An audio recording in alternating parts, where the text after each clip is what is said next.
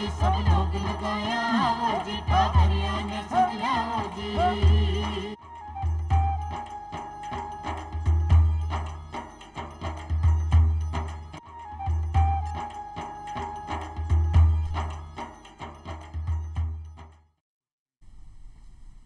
राम राम सा चौपाल देखने वाला सगला दर्शक भाई बहनों को बहुत बहुत स्वागत है।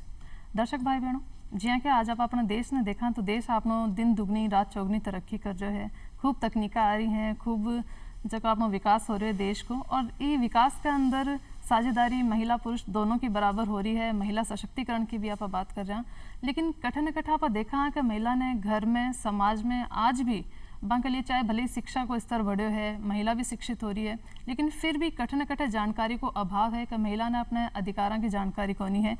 और एक साथ ही महिला का प्रति जो कि अपराध है वह भी बढ़ रहा है। तो महिलाओं के प्रति जगह अपराध हो रहा है, बांके लिए न्याय की कानून में कई व्यवस्था है, वे पर आज आप चर्चा करांगा। और आज आपको अपना विषय है महिला उत्पीड़न और कानूनी संरक्षण, और ये पे आपने बातचीत करने के लिए आपने मेहमान साहब मैं मिलवाऊँ, आप हैं गुरु शरण राव, अतिरिक्त उपायुक्त पुलिस महिला सेल जयपुर पश्चिम। बहुत बहुत स्वागत है आपको सर।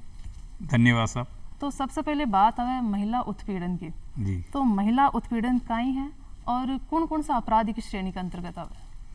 महिला उत्पीड़न में मेनली जो हमारे पुलिस के अंदर प्रकरण दर्ज होते हैं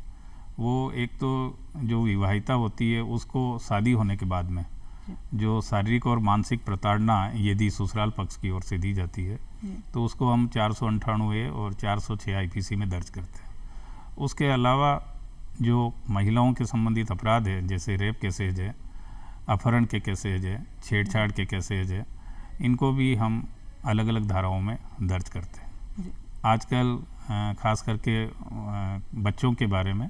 और बच्चियों के बारे में सेक्सुअल असाल्ट की घटनाएं होती तो उसके अंदर भी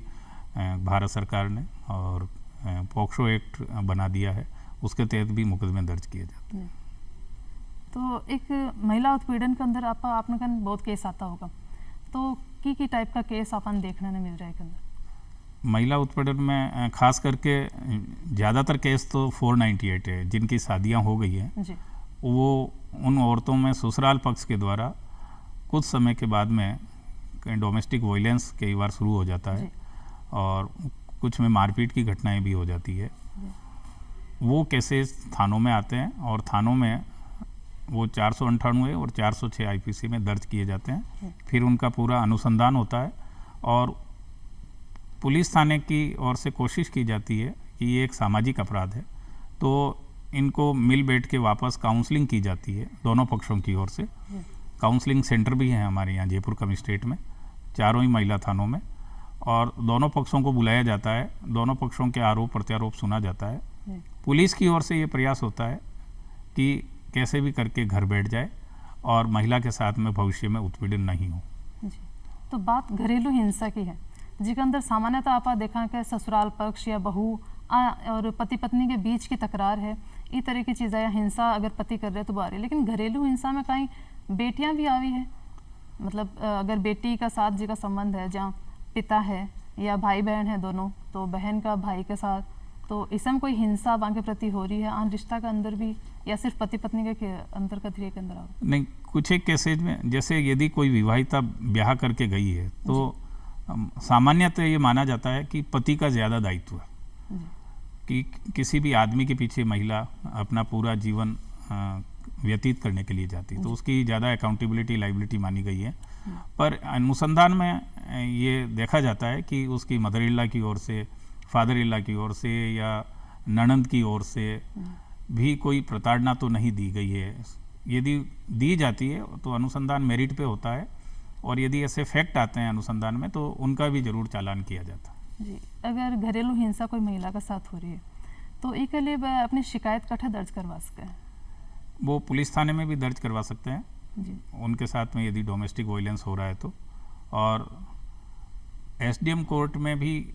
इस्तगासे के माध्यम से भी अपनी शिकायत को दर्ज करवा सकते हैं। अच्छा, सीधा कोर्ट के अंदर जाकर? हाँ, एसडीएम कोर्ट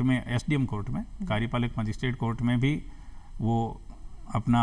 वाद दर्ज करवा सकते हैं। अच्छा, एक आप जानना चाहूँगा, कई बार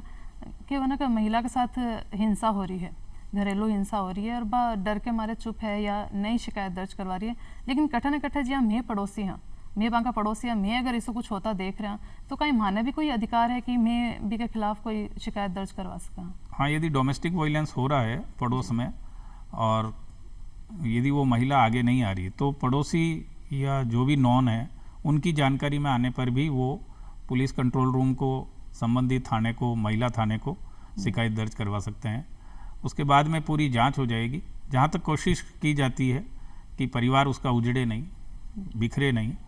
और यदि फिर भी यदि वायलेंस जारी रहती है तो प्रकरण पंजीबद्ध करके और कानून सम्मत कार्रवाई पूरी की जाती है। जी, जब महिला के साथ ऐसी कोई हिंसा हुआ है, कोई ऐसी घटना हुआ है, तो अगर बन जानकारी अपना अधिकारां की होनी है तो इसमें जब शिकायत दर्ज करवाओ तो शिकायत दर्ज करवाने के साथ ही बन कई तरीके की मदद करी जाए या बने जानकारी दी जाए, और अगर कानूनी कार्यवाही के तहत कोई फ्री उपचार है जी हाँ जको विधिक सेवा प्राधिकरण है उसमें, और पहले तो सबसे पहले यदि उसके साथ में अत्याचार हुआ है तो वो अपनी पूरी कहानी एक पेपर पे लिख के और उसके साथ में क्या क्या घटना घटित हुई है वो थाने के अंदर जाए और अपनी शिकायत दर्ज कराए। काउंसलिंग हो जाती है। काउंसलिंग के बाद में भी यदि पति और ससुराल पक्ष के व्यवहार में कोई चेंजिंग नहीं आता है और उसको मानवीयता नहीं बरती जाती है तो फिर ऐसी दशा में फिर मुलजिमों के साथ में पुलिस सख्ती से पेश आती है और जितनी भी कानूनी कार्रवाई होती है वो पूरी की जाती है। विधिक सेवा प्राधिकरण के अंतर्गत यदि कोई भी कमज़ोर महिला है, कमज़ोर पक्ष है, कमज़ोर वर्ग है तो वो विधिक सहायता देते हैं और उनके केस के पूरे लड़ने करने के सारे जो वकील और जो भी खर्चा वगैरह होता है वो सब उस प्राधिकरण के मार्फत से उसकी मदद की जाती है। अच्छा, एक वो आप देखा कि क्योंकि महिला आज कामकाजी है तो घर में तो घरेलू हिंसा की बात आपा करी, और महिला जब काम के लिए बाहर जा रही है तो कार्यस्थल पर भी देखना मारे क्या यौन उत्पीड़न है या कोई छेड़छाड़ जैसी शिकायत है कार्यस्थल पर भी के साथ हो रही है, तो इसके लिए कोई अधिनियम बनेड़ो है कहीं? हाँ, इसके लिए जो आजकल कार्यस्थल पे सेक्सुअल हरासमेंट होता है उसके लिए पूरे प्रोविज़न बन गए हैं भारत सरकार की ओर से भी, राज्य सरकार स्तर पे भी, और हर जगह कमेटी का निर्माण किया गया है। उसमें जहाँ भी महिलाएं और बच्चियाँ काम कर रही है और उनके वर्किंग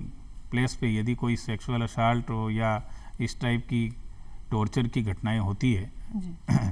तो उनकी पूरी सुनवाई होती है, कमेटी होती है और उसमें महिला अफसरों को और महिला कर्मचारियों को भी कमेटी में लिया गया है और उनकी पूरी सुनवाई होती है और यदि दोषी पाया जाता है तो उसके खिलाफ विभागीय कार्रवाई और कानूनी कार्रवाई की जाती है। अच्छा,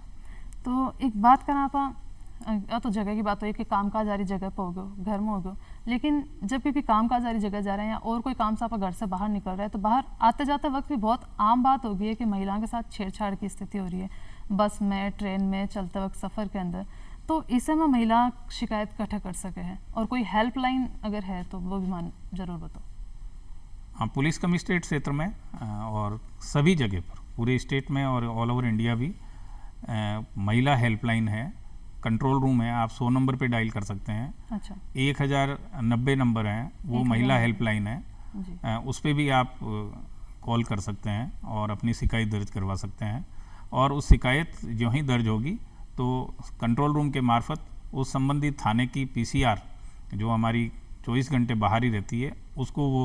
सीधा नोट कराएंगे और सबसे पहले वहाँ पर जाएंगे और उसका वापस उपचार करेंगे और वापस निवारण करके बताएंगे। जी, थाना में दर्ज करने की बात करा, शिकायत दर्ज करावा तो थानों कौन सोच के महिला जठे रहे बैठा आसपास या वह 12 कट्ठे जारी थी 20 जगह के आसपास कट्ठे वह शिकायत नहीं, वो कहीं भी दर्ज करवा सकते हैं। अच्छा, कहीं अपनी कंप्लेन पियर या ससुराल या जहाँ पर घटित हुआ है वहाँ पर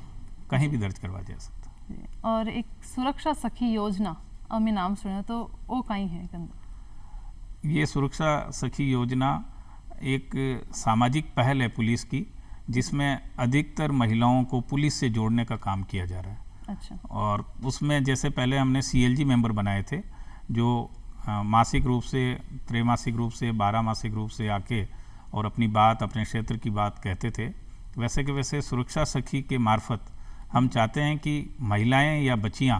पुलिस से जुड़े और अपनी कोई भी बात हो, अपनी कोई प्रॉब्लम हो, छेड़छाड़ की बात हो, कोई महिला अत्याचार की बात हो तो वो बेझिझक आकर थानों में अपनी बात को रख सकें। इसलिए ये सुरक्षा सखी योजना चलाई गई है और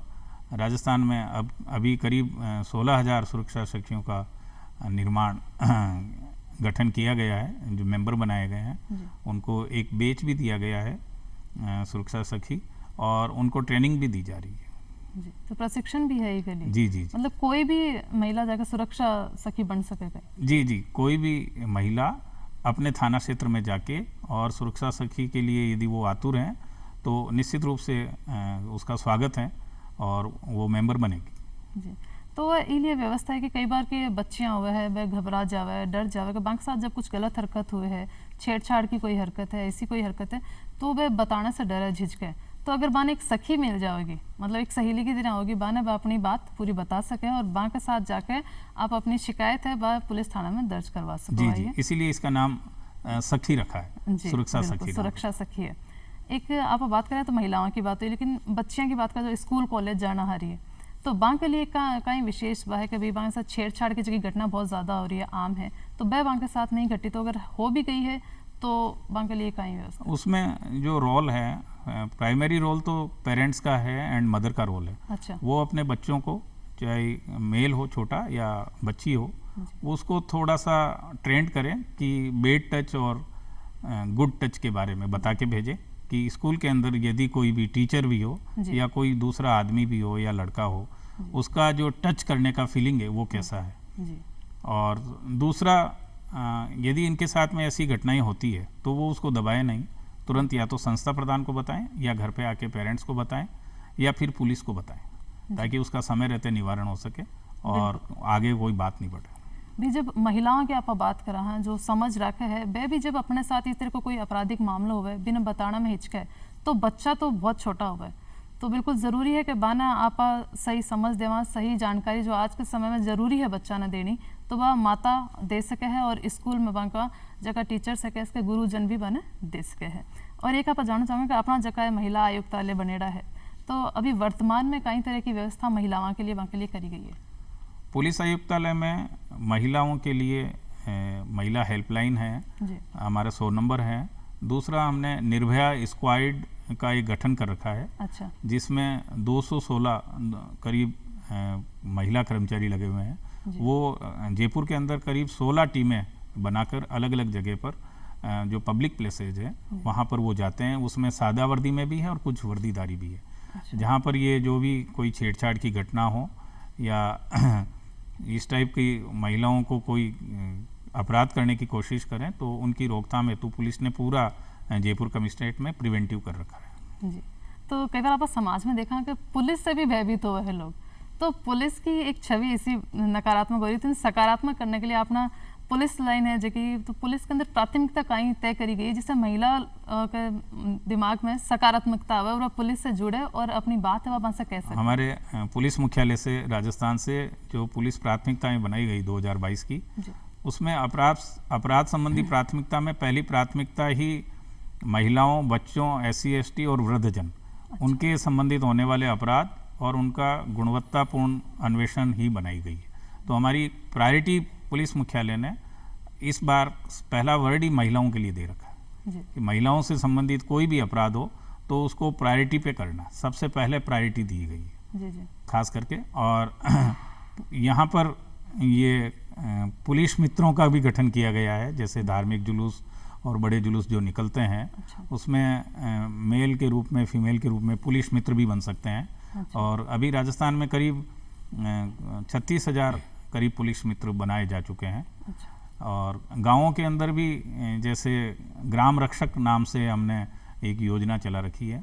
उसमें भी हमने करीब 34,000 ग्राम रक्षकों का गठन हो गया है, जो गांव के अंदर कोई भी ऐसी प्रॉब्लम होती है तो वो पुलिस तक पहुंचा सकते हैं। जी, एक हुआ कि कई बार महिलाओं के साथ अपराध हो गए तो भी टाइम पर डर जावे या सहम जावे और भी की अपराध की शिकायत वह आगे पुन कर पावे, और कुछ समय बीतने के बाद जब देखे कि समाज में फिर भी सामने ऐसी कोई घटना आवे, कोई दोहराव हो ऐसी घटना को, और भी मैं हिम्मत आवे कि मैं ये बार अपनी बात कह सकूं, तो के बाद में भी कोई समय निकल जाए भी के बाद भी कहीं वो अपनी शिकायत दर्ज हाँ, यदि समय निकल जाए तो उसका FIR में केवल एक उचित कारण बताना होता है। अच्छा। अदरवाइज वो बाद में भी अपना प्रकरण दर्ज करवा सकते हैं। अच्छा, मुकदमा दर्ज करवा सकते हैं और शिकायत दर्ज करवा सकते हैं। जी, अब आज यहाँ आप टाइम देखा कि ऑनलाइन सारा काम हो रहा है, तो इस समय अगर घर बैठे भी अगर औरत कोई हिंसा भी के साथ हो रही है या कोई अपराध भी के खिलाफ होए तो भी की रिपोर्ट दर्ज कहीं वहाँ ऑनलाइन भी करवा सके? हाँ, ऑनलाइन भी आजकल सुविधा है। ऑनलाइन भी अपनी शिकायत घर बैठे भी पुलिस थाने में और हमारी जो पुलिस की वेबसाइट है उस पर दर्ज करवा सकते हैं। अच्छा, तो इनमें कहीं कहीं करना पड़े, वन कहीं जानकारी देनी पड़े? उसमें हमारा जो पुलिस का पोर्टफोलियो है उस पे जाके अपनी पूरी कंप्लेन दर्ज करानी पड़ती है और वो चली जाती है वहाँ पर हमारे जो भी मेल एड्रेस हैं उस एड्रेस पे। जी, एक आप देखा कि ऐसी कौन सी परिस्थितियाँ हैं महिला पीड़ित महिलाओं के सामने में, कद ऐसी परिस्थितियाँ आवे कि माने पुनर्वास की ज़रूरत पड़े? महिला अत्याचार जहाँ पर भी भयंकर रूप हो, जिसमें महिला का रहना बहुत ही दूभर हो, उन केसेज में जिसके महिलाओं के आगे पीछे कुछ भी नहीं हो और उसकी शादी हो गई हो, अच्छा, उनके लिए पुनर्वास के लिए सरकार ने, राजस्थान सरकार ने, भारत सरकार ने बहुत अच्छी स्कीमें ला रखी हैं और उनको वापस उनका कौशल विकास किया जाता है, उनको ट्रेनिंग दी जाती है, जो भी उनमें हुनर होता है उसको डेवलप किया जाता है और रोजगार उन्मुखी बनाया जाता है। दूसरा, जो ये वेश्यावृत्ति के कामों में कोई बच्चियां धकेल दी जाती है, अच्छा, और उनको यदि पुलिस दबिश दे के लाती है जी, तो उनके खिलाफ कार्रवाई नहीं करने के भी अब आजकल प्रोविज़न आ रहे हैं और उनका पुनर्वास, उनका एजुकेशन और उनको रोजगार से कैसे जोड़ा जाए, इसके लिए भी सरकार ने सामाजिक न्याय अधिकारिता विभाग और बाल विभाग और महिला एवं बाल विभाग के मार्फत से ये काम करवाए जा रहे हैं। जी, एक जीरो FIR में नाम सुना है, तो कहीं है जीरो FIR? जीरो FIR का आशय यह है कि कोई भी अपराध कहीं भी घटित हुआ हो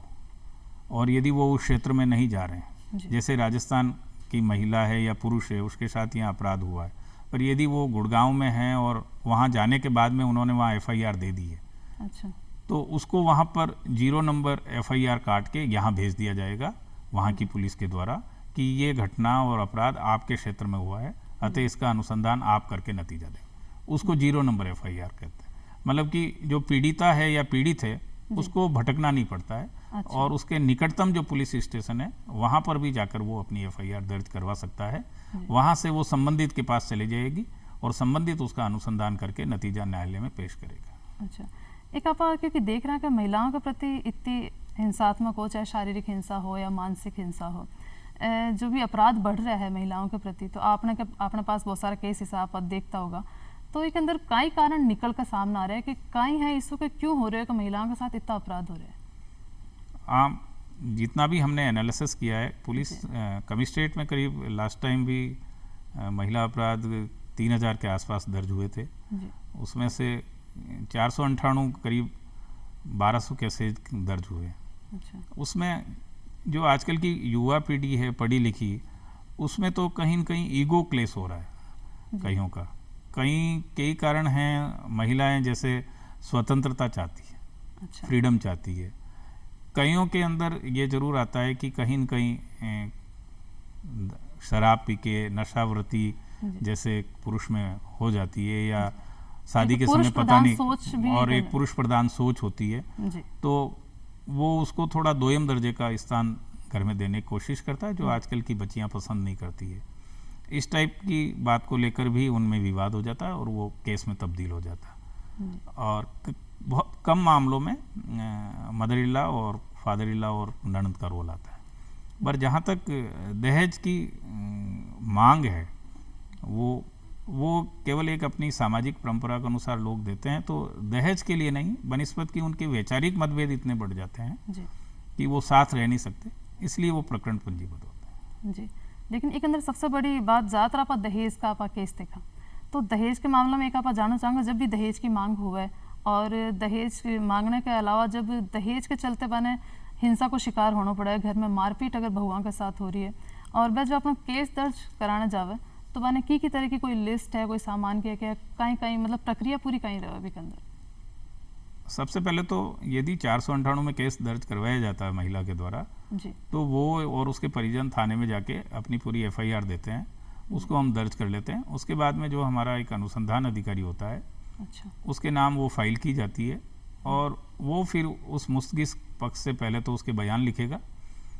और उसको लगेगा कि दहेज की क्या क्या सामान तुमने दिया था, जी तो उसको एक नोटिस भी देगा कि आपके पास दहेज की कोई सूची हो तो दीजिएगा। जी उस पूरी सूची को और उससे संबंधित यदि और भी कोई साक्ष्य हैं, बिल है, जी कोई भी डॉक्यूमेंट है, वो फोटोग्राफ्स है, वो सारे लेके और पत्रावली पर लिए जाते हैं। अच्छा और उनमें से पुलिस कोशिश करती है, यदि वापस उनका सेटलमेंट नहीं होता है जी और जुल्म प्रमाणित पाया जा रहा है तो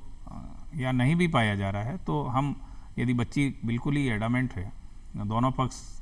वापस परिवार को बसाने के लिए राजी नहीं है, तो हम फिर उसके सामान में से मैक्सिमम सामान दिलाने की कोशिश करते हैं। पुलिस अपनी ओर से पूरा प्रयास करती है, पर कई बार शादी हुए बहुत साल हो जाते हैं, जी तो सामान में टूट फूट और कमी बेसी हो जाती है। पर यदि कोई कमी भी रह गई तो हम मुस्तकिसा को कहते हैं कि आपका जो सामान नहीं आया उसकी भी लिस्ट दे दीजिए, वो भी हम फाइल पे लगा देते हैं ताकि ऑनरेबल न्यायालय इस चीज़ को देख ले। जी तो दहेज केस चलते वक्त और अगर आगे जाके बामा तलाक भी हो जावे तो भरण पोषण की, महिला ने भरण पोषण की भी कहीं व्यवस्था भी गई? हाँ, 125 में प्रोविज़न है इसमें लॉ में कि यदि उसका पति उसको नहीं रखना चाह रहा है, महिला जबकि रहना चाह रही है अच्छा और फिर भी वो नहीं रहना चाह रही है वहाँ पर, तो वो 125 के अंदर भरण पोषण का दावा कर सकती है। अच्छा उसमें कोर्ट के अंदर एक समय विशेष पर पूरे साक्ष्य प्रदान किए जाते हैं जी और उसके बाद ऑनरेबल कोर्ट उसमें निर्णय देता है कि आदमी का कितना वेतन है, जी। उसकी कमाई क्या है और उसमें से कितना % महिला का बन रहा है, ये ऑनरेबल कोर्ट के द्वारा फिर तय किया जाता है और वो फिर उसको मासिक रूप से दिया और जाता है। अगर महिला अलग से कुछ अपना पारिश्रमिक कमा रही है, मतलब कुछ कामकाजी है महिला, तो भी कहीं बने खर्चो पानी देने की जरूरत है या नहीं है? नहीं, अभी 2-4 दिन के पेपर्स में मैंने भी पढ़ा, लेटेस्ट डेवलपमेंट में, यदि महिला पूरी तरह अपने पैरों पे खड़ी है जी और अच्छे से कमाई कर रही है और विचारों के कारण से परिवार नहीं चल पाया और वो दोनों अलग अलग हो गए हैं, तो ऐसे केसेज में ऑनरेबल कोर्ट का भी जो रुख रहता है वो काफ़ी नरम रहता है कि ऐसा नहीं होता है कि नहीं उसको दिया ही दिया जाए। अच्छा यदि वो ये साक्ष्य आ जाते हैं कि महिला पर्याप्त रूप से पैसा कमा रही है जी और अनुसंधान में भी ये चीज़ आ जाती है कि वो खुद नहीं रहना चाह रही है, जी तो ऐसी दशा में फिर कोई मदद की संभावनाएं कम हो जाती है। जी पर यदि कोई अबला वास्तव में बिल्कुल ही दीनहीन हो जाती है और उसका पति अच्छा खासा कमाने वाला होता है,